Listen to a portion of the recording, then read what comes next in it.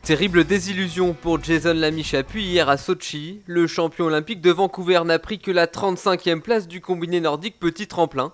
Sa plus mauvaise performance depuis 2006. C'est un coup dur, mais ça m'est déjà arrivé, notamment il y a 3 ans au championnat du monde où je fais 20 et quelques à l'individuel sur le petit tremplin et je suis champion du monde sur le grand tremplin. Donc voilà, ça veut rien dire, ça ne reflète pas ce que je vaux. Donc j'ai envie de tout faire sur les 2 autres courses sur le grand tremplin pour montrer que je ne vaux pas ça.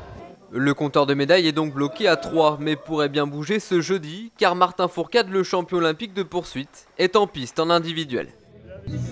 Martin Fourcade, bien décidé à en mettre plein la vue, car lundi, son sacre olympique en poursuite, le premier de sa carrière, ne l'a pas rassasié. Pour le Catalan, l'appétit vient en mangeant. Son festin ne ferait que commencer. Ça fait 4 ans que je gagne beaucoup et que je ne me suis jamais reposé là-dessus.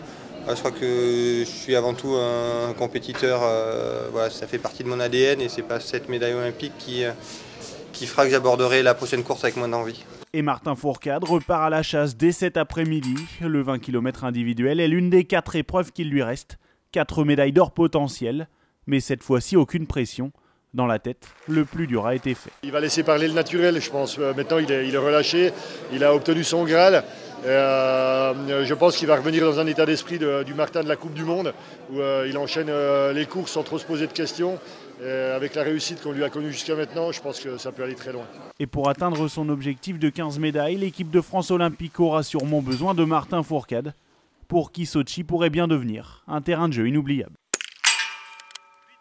À suivre également du patinage artistique avec l'entrée en lice de Brian Joubert. En Russie, le Poids-de-Vin participe à ses 4e et derniers jeux, alors il veut profiter. En 2006, voilà, je pouvais prétendre à une médaille, c'était ma meilleure chance de médaille. Mais je me faisais une fixation de cette compétition, je m'isolais, c'est ma dernière compétition sûrement, donc voilà, il faut que je prenne du plaisir et surtout que je lâche rien en compétition.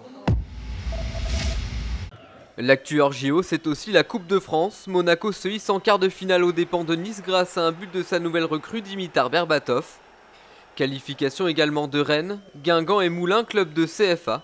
Ce soir, Lyon accueille Lens. Football toujours, Samir Nasri était l'invité hier de Louis Attaque. Le milieu de Manchester City a notamment évoqué sa relation tumultueuse avec l'équipe de France.